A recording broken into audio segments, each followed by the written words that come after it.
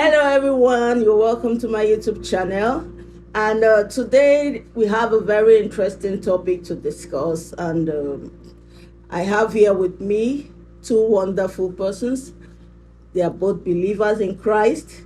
And we'll be talking about maximizing your singlehood. So, from the topic, you can tell that they are singles. So, they are going to talk to us on how best to maximize being single, and we'll ask some further questions so that we get to know and learn from them too. Just sit back and watch. And don't forget to like this channel, give us a thumbs up, subscribe to it if you are yet to. Enjoy the show. God bless you. Okay, here with me is Tomi Omotoso, aka MC On Point. You need to follow her on her Instagram page. She will talk more about it. And she's an MC compare without compare. There's a way she does. So, a lawyer by profession, very good at that. If you need her services, you can also contact her. And also with me is Gideon Ayinla. Maybe I should put brother Gideon Ayinla. Rabbi. He said it's Rabbi. Yeah. Okay, that's good. He's confirming it. Rabbi Gideon Ayinla. Okay, so without further ado, we'll go straight to the topic of discussion this moment. And I'll just throw it at you guys. Maximizing your singlehood. When you open up to YouTube, you see different talks about this particular topic. People giving, advice, instructions, and all that. But I just thought to do it more like an interview. Let's hear from the singles themselves, not just from a preacher just talking. Let's get to know them one-on-one from their own experiences, how they have been able to maximize their singlehood. So when you talk about maximizing your singlehood, I will start with Tomi Omotoso. What comes to your mind, maximizing your singlehood? Okay. Hi, everyone. Thank you, Mommy, for having us on the show. You're welcome. So when I hear maximizing your singlehood, what comes to mind for me is how you can be the best version of yourself while you are in that position, so to speak, because you know that singlehood is not a status that is going to be forever. By the grace of God. Amen. For some people it might be, glory to God, but you know that is a phase that will transition. So I believe that as single people, what it means for us when we hear maximizing your singles is that while you are single, trusting God to be married, how are you living that life? How are you being the best version of yourself? What are you doing? How are you impacting your world? Are you just waiting and say, I'm waiting for the man to come, I'm waiting to meet the woman, and then you are doing nothing? So it's basically you living your life, fulfilling purpose, doing the best you can while you are trusting God to transit to the next phase of your life. Good. Thank you so much. That's a wonderful intro from you concerning that topic. And she said something about you building yourself up. Don't just be waiting. Don't just sit down there. I'm a single. I'm waiting for Mr. Right to come on the horse. My Prince Charming to come riding on the horse, and you are staying in your castle. Your hair is just growing long and old. Rapunzel. No, you don't have to. Don't wait and waste. Okay? Don't wait and waste. Why not make good use? Maximize this time you see yourself as a single person, a single lady, a single guy. Whenever we talk about singlehood, most people just position it to the ladies. They kind of center it around ladies when you talk about singlehood. I think that should be what's the word for it? Let's cancel that mindset. It's not really a right mindset. But to clarify that, maybe Gideon will say something about singlehood even as a man. How do you maximize it as a guy? All right. So I like to look at it this way, because the end point of maximizing the singlehood is more preparatory towards marriage. When God instituted marriage in Genesis chapter 2, verse 18, he said it's not good for man to be alone, so he will make a helpmate. And further translations help us understand that it is a help suitable. That means that there must be a lot of self-discovery that must come from the part of the man. Okay. If someone is going to be a help, you must at least be able to recognize that the person can help. And that is a whole lot of self-discovery on the part of the man.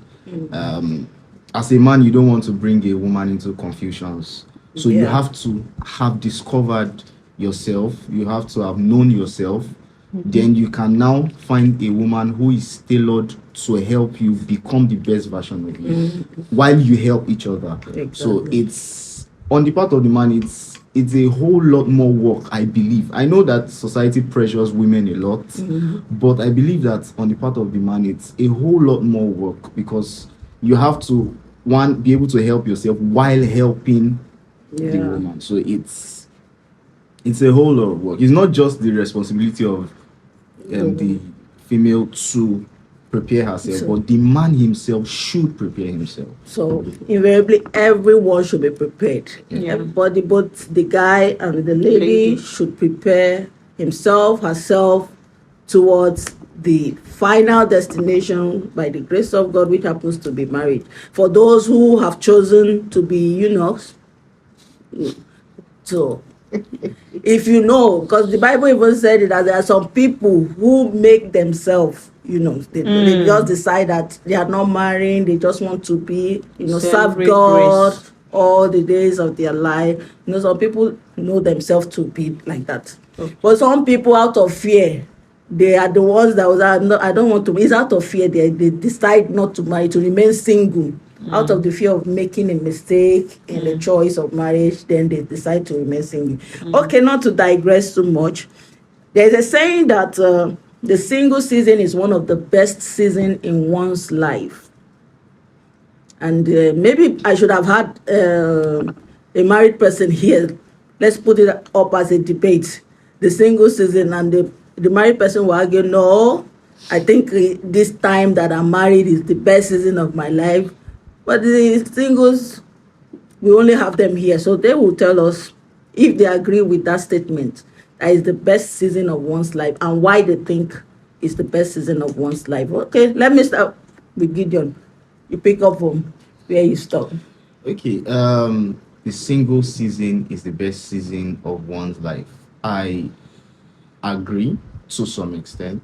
Okay. And I agree because this is it is the most formative part of our lives. Let's be very sincere about that, because by the time a partner sets in, I mean, speaking from me who has been in a relationship before, even from having a Christian, very Christian kind of relationship, and emphasis on very Christian, everything that you do is done with consideration of my partner, even from the relationship stage.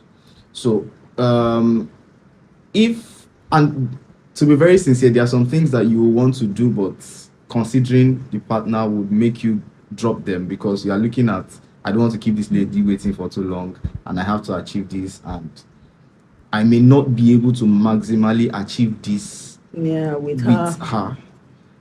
So, for example, talking about sudden thoughts of relocation, you may want to just relocate, and then considering she doesn't want to go there, then you have to think about it. Okay, how do we meet? But when you are very single, there are decisions you can take. Very single.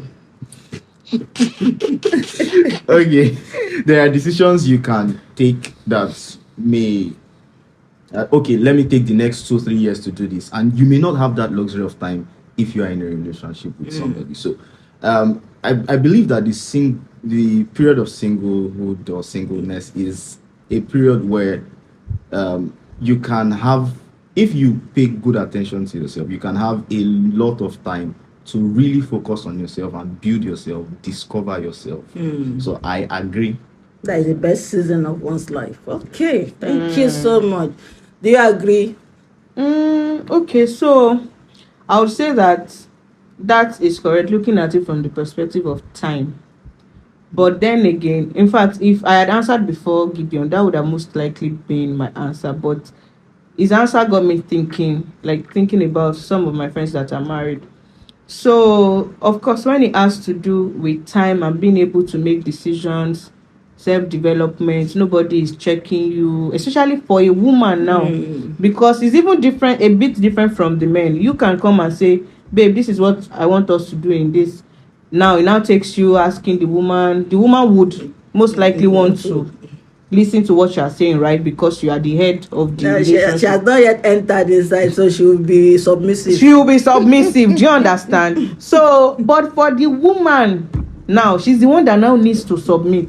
She's the one that now needs to put some things on hold because of some other person. So I would say that it's a bit dicey. I have friends that when they were single, they were just there.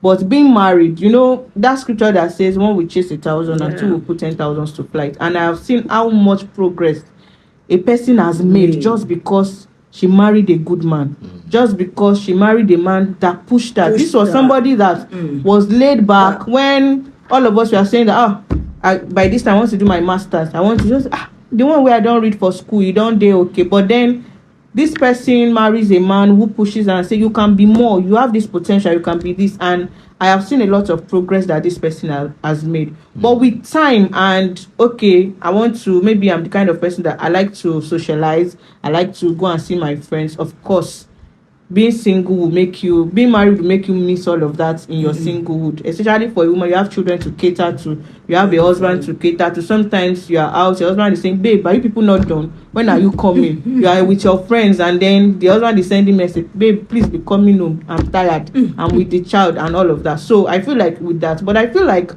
for a whole lot of other things, if you are married to a good person, because of that coming together, this person is bringing their own talents, bringing their own money, bringing their own resources to come and join you. So I feel that your married phase should actually be better.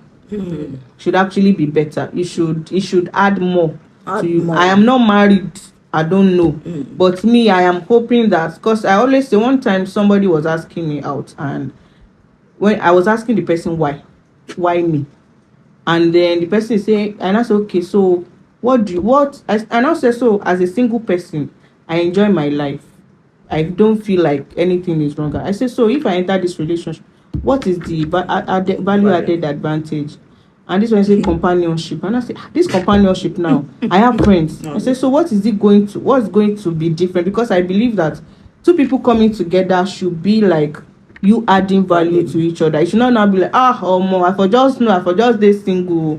So I'm looking forward to having like a better life when I marry. So for time, of course, you feel like, I would have been sleeping now. I would have still been in bed if I was not married yet, if I did not have a child and all of that. So I feel like that's just like the balance, so to say. Thank you so much. That's quite interesting to hear.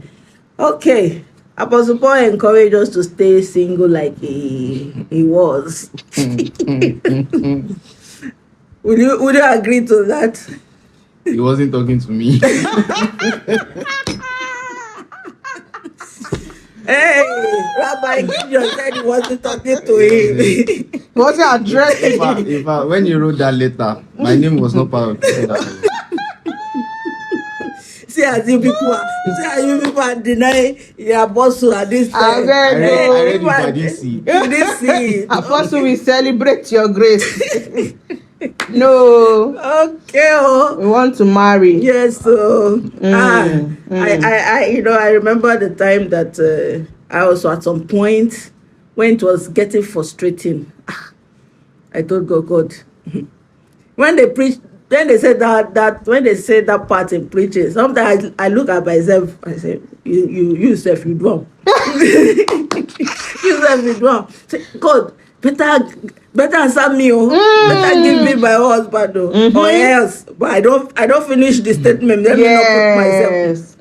I said, God, you have to do something, even though there was also a time I was like, God, I don't want to marry. That first time I gave my life to that period, I was just loving the Lord. I said, I don't think I want to marry. I don't think. Before I know it, I was surprised I was still the same person saying, Lord, if you don't do this. So, yes, we have those times that we feel, I need to settle down in marriage, especially maybe as a lady, as a woman, as the female. Like we said, that the pressure from the society is more on the women, to get settled. Don't remain single. There is the kind of eye they'll be looking at you. You're passing on the street. This person never married. This one is not yet married, and all that and all that. Okay. So I will also ask, add to what they've said. Maximize your singlehood. Use your time to build yourself. As a guy, as a lady, build yourself. Don't just be wasting that you are waiting for somebody. Don't just be dating. This one come date you, give you date everybody until you become outdated. Come on. So don't make your life like that. Everybody is dating. You have become Mrs. Date. Don't turn yourself to that. Have focus. Build yourself. This is the period you even get to know God more and learn to hear from God. Because some people, they just want to hear when God will say, this is the man. Yeah. That's the point they want to hear God. But it won't work. Or this is the woman. No, it won't work. So build your relationship with God. Serve God in your singlehood. Serve God. Utilize yourself very well for the purpose of the kingdom.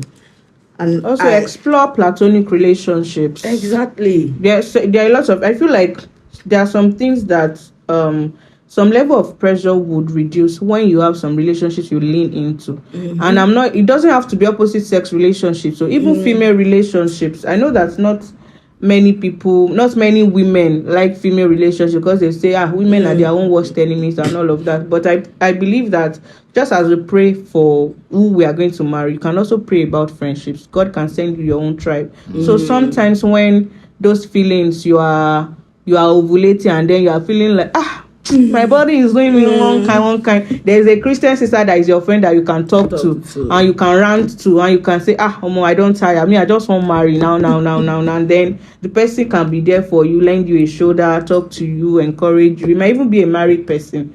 All right. So I feel that sometimes, because there was a time when I used to have somebody that at a point in my life, and I was always worried that this person was always entering relationship and it was during lockdown. During the space of about 5 months, this person almost dated like 4 people. And today the person will come and say, Tomi, I'm done. And all these men, they are scum, blah, blah. No, I just want to be on my own and focus on myself. But in not more than 3 days, you are hearing, hello, babe. And say, babe, as how?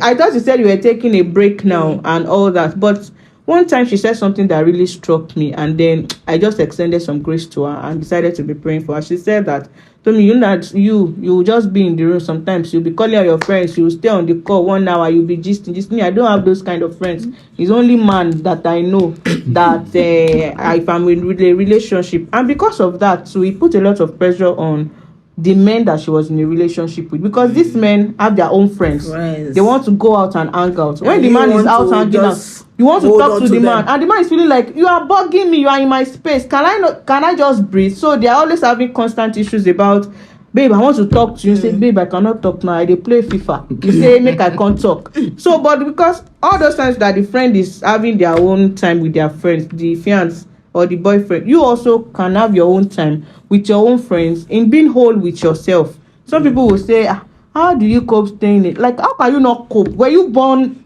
in a relationship? You were born single. You should be able to enjoy your life as a single person without necessarily feeling incomplete, wanting to. So I feel that it's also a time to get to know yourself, love yourself, accept yourself, have friends, value yourself. Place a value on yourself. Even when you value yourself, other people will see that value and also now appreciate it. Yeah, thank you so much. Do you have anything to add, Gideon? Okay. Good. So, in line with what she said, I just want to throw in a question I heard when I watched the program. And there was a question asked. The person said, I fall in love easily. How do I fight it? How do I handle it? So, you can speak to us. Rabbi. I fall in love easily. Yes. Well, I feel that almost everything that happens to us can be measured. And what I mean by measured is that there are certain triggers that make us feel whatever way we feel. So one of the things that I feel can help is trying to discover, okay, what are the things that make me feel this way towards people? Like, is it in the structure of the person that just makes me, The physical. yes, is it in the way he talks, is it in intelligence? Some of these principles here and there can help, put set of guards Boundaries. and boundaries so that you just discover yourself, and once you see yourself almost drifting away, you call yourself to order again. Like David will always do. He always talk to himself, say, hear my soul, hear my soul. So I feel that's where a lot of self-discovery comes in. And when people have issues, a lot of issues like that, like fall in love very quickly, one of the first things I always try to recommend to them is take a break off everything that has to do with relationships for a while you are trying to discover yourself. If not, you just end up falling in the same error And over it and keep again. getting So, hot. yes, because as a man, let me be very honest, men have the tendency to take advantage of ladies like that. Yeah.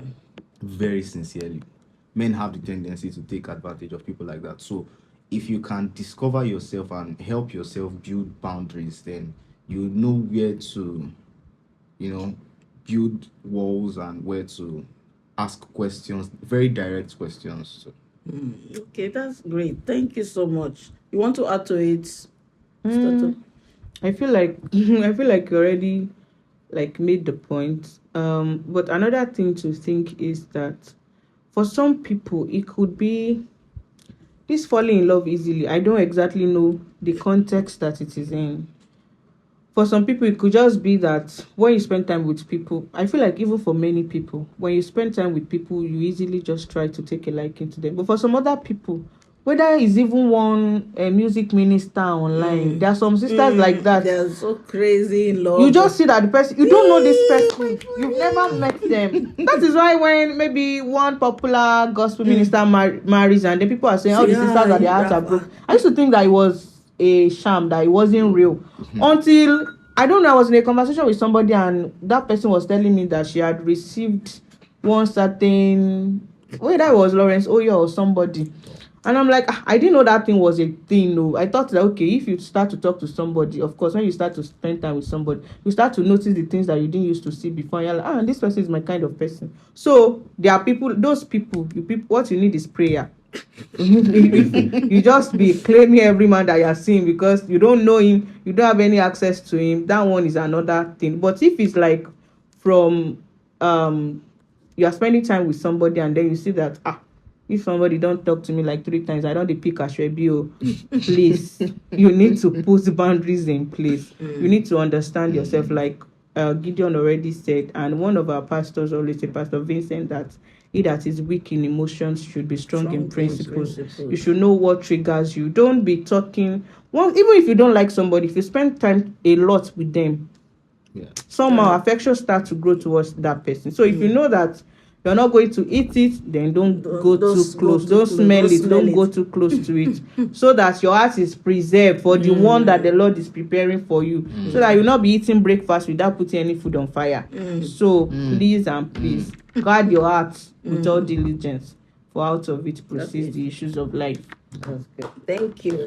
Thank you. So she made a statement: he that is weak in emotions should be strong in principles. If you know you are this person that falls in love easily, just like we said, you have to have principles that guides you, so that to help you. You can't be falling in love and you are also prone to pornography, you are watching pornography and all that, you are reading magazines or articles that stir up your, your sexual part, the sexual part of you, your passion. So please have principles that guide you if you know that you are very weak in emotion. Thank you so much. Okay, how do you feel pressured in any way in this state of singlehood? Pressure from family, from friends, from the society, and you can just throw a little light on the kind of pressure you feel. You want to go first? Ladies first. No, you say ladies first. So, I would say that, first of all, what is pressure? Pressure is something that makes you to want to take an action that you will not ordinarily want to take, like in that point, at that point. So, but there are two types of pressures. There is external pressure, there's internal pressure. I feel like once there is an internal pressure, every other thing on the outside feels like pressure even when it is not. So if you are in a constant state of feeling incomplete, feeling like you are missing out on something, feeling like God when, not just catching cruise now, but you are in a constant, like, you may be in a place where people are just even speaking, they're not even like, it's just a harmless conversation, but you're already feeling attacked that, oh, is it because I'm now the single person? Is it because I'm not married? God, you are seeing this person, and I was the one that used to take her to kindergarten when she was, now she's married, I'm not married. You will feel sad, you will not be happy. And that's why contentment is very important. And you know that you want to be married. It's a beautiful thing to desire marriage. And I also always say that if you are somebody that is at that age of maturity, you are ready to marry, there's nothing to be ashamed about to want to marry. There's nothing to be ashamed about to want to talk about it. Talk about it freely, because you talk about wanting to have money, wanting to get a better job. So why not talking about marriage? But you have to know that it is something that is going to happen. So I feel like, let me speak personally for myself. One of the things that is helping me is because for like some years back when I was on campus, I had prayed concerning relationship, and God has given me some words that have been constant over the years. So even when all of us are going to pray, you are in a program, and then you're expecting that one person is coming to you, give you a word. They will give everybody word, but they're not going to give you any word. And if they're going to give you a word, it's a word that God has told you constantly. You're like, God, nothing new, because God has not changed that position. So when that position changed again, you know that, okay, this is now what God is saying concerning this part. You know that this phase of my life, God told me that I have to be very patient. Of course, you will not know that patience will take you 10 years or it will take you 5 years, because you will not see the end from the beginning. But that is why it's important for you, especially as a believer, to be in constant place where you can hear God and you know what God is saying to you part-time, so that you are not waiting and wasting, or waiting without knowing why you are waiting. Because some people are waiting, but some people are delayed. But if you are waiting, you know that there's no problem. God is saying that there are things that I'm working out behind the scenes. It's going to happen. So you know that you're waiting, you're fulfilling purpose. So first of all, internally, be okay, so that external pressures will not come. And this class of 2024 in Nigeria and all over the world, they mean business. I MC weddings again. So when it's time for a couples dance and say, hey, you the one I've been waiting for, and all of those, your heart will flutter. It's normal, because you are human and blood is running in your veins. But when you know that, okay, my own too is going to come, when people are getting married, you are happy for them, you are praying for them. So I feel like it helps you to manage every external pressure that comes. And one thing that I do, there are people that I listen to when they're telling me, when will you marry? I don't. But there are some people that they want to talk. I know that this person, what she's going to say might lead to offense. So I shush it. I don't let people like that talk to me. I don't let it get me. But there are people that when they say, it's just because I know that I will marry when I will marry. So just know, because some people will just like trigger you, say things like, since all this day, are you not thinking about your life and all those kind of talks? You may not be so strong to be able to stay away all those kind of talks. So I think that internally, just be secure, and then know the kind of people that you need to avoid having those kind of conversations with. Oh, thank you so much. Okay, Gideon, we're talking about pressure. Sometimes some people feel men are not under pressure. Their own is to get money. When it comes to relationship, they are not under pressure, kind of. Some men have already determined that until I'm 40 before I get settled. So I want you to clear the air. Maybe you are in that boat or you are outside of that ship. You are not in that ship with them. What kind of pressure do you have as a guy, as a single man? Okay. Well, so I know that one of the biggest pressures of a man is financial stability, to be very sincere. But we can't entirely rule out the fact that there is also the pressure to want to settle down.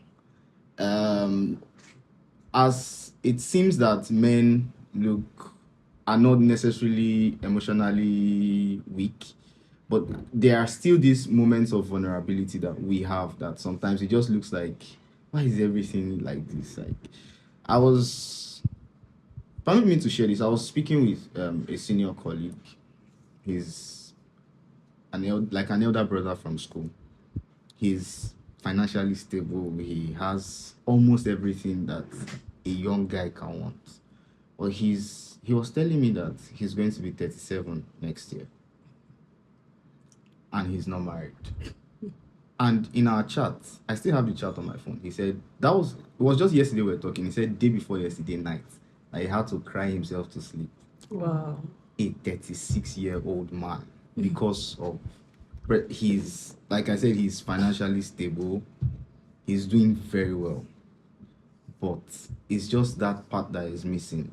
So there is also that pressure, and there are these moments of vulnerability that come.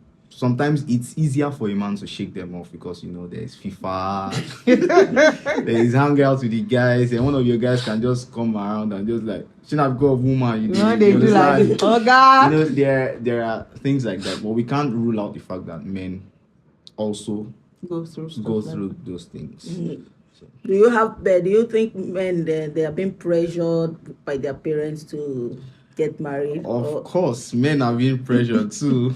It's just that like I said, men have just this way of playing around things like, sure, the marry.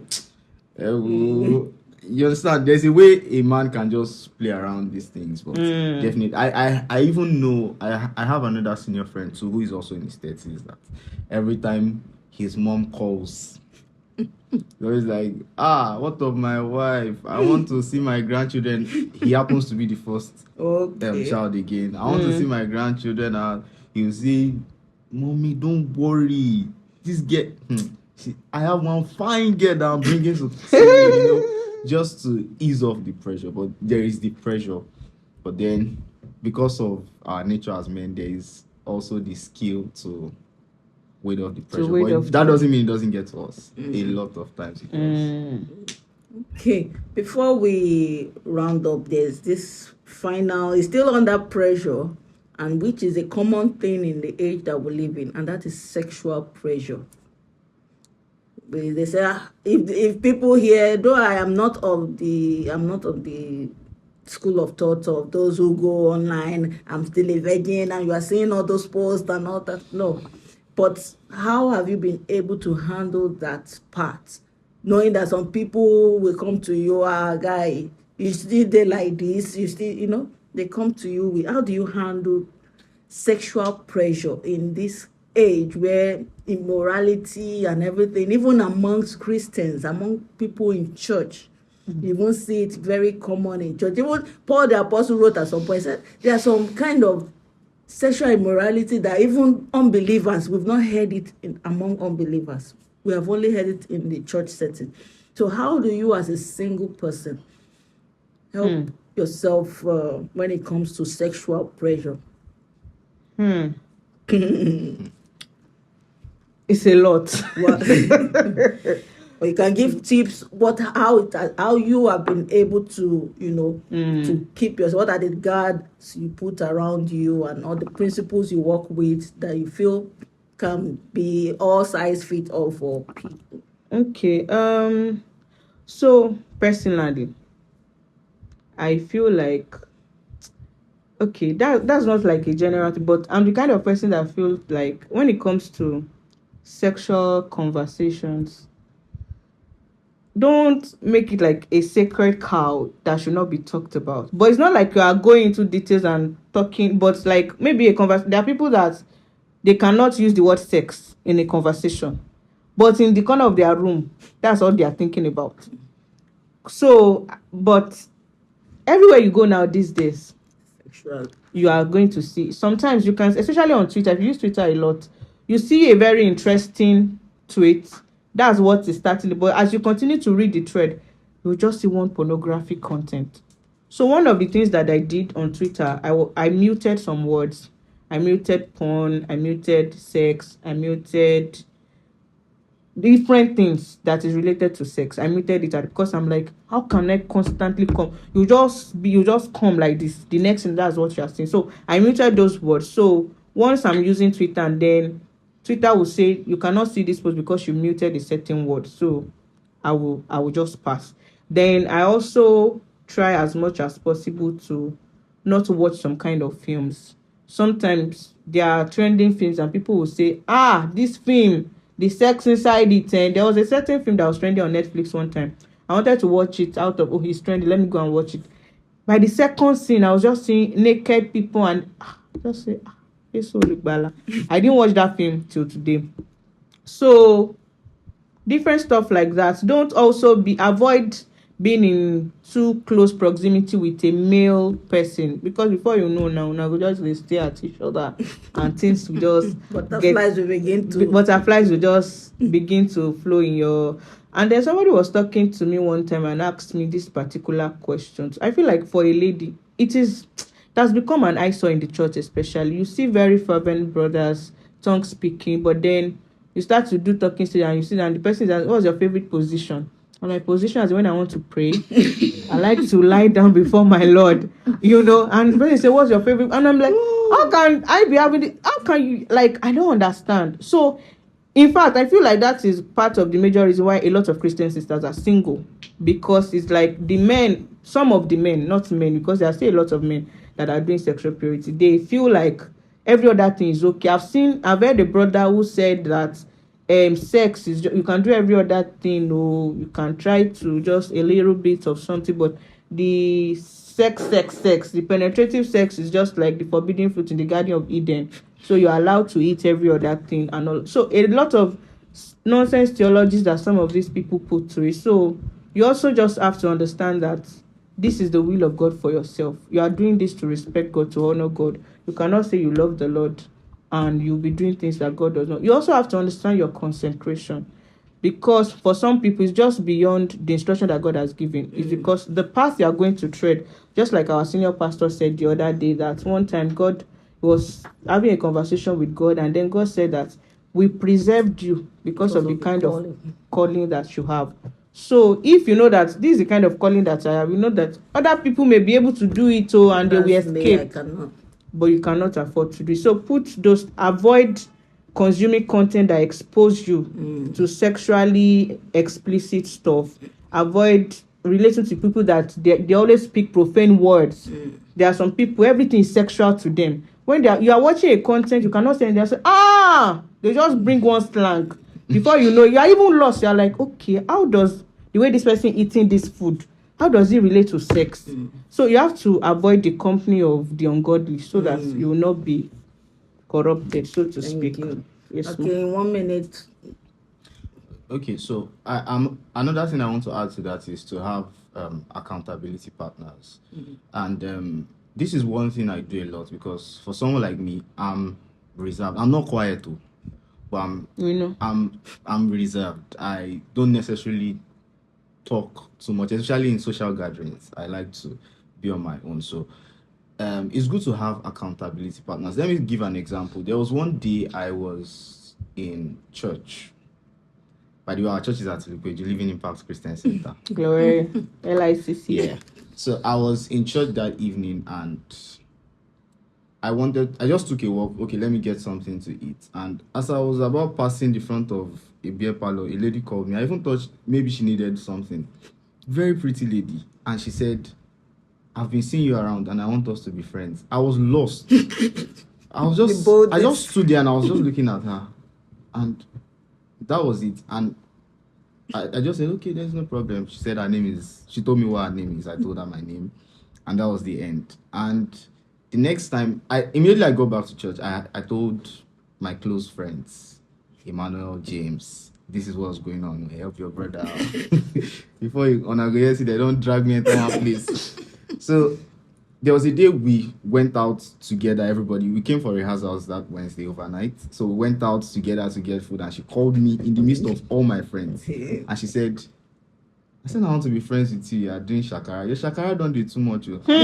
Potiphar's wife, is that you? And James heard while he was walking forward, and he said, and I said, so you can see what we are facing. So it's good to imagine I didn't have that, and the thought came back, and You just I was sneak. in my moment of vulnerability. I just went, and I have a principle for staying with my guys. I don't leave to go anywhere without telling them, so that it doesn't happen that one day I just stand up and, you understand. And I really love James for that.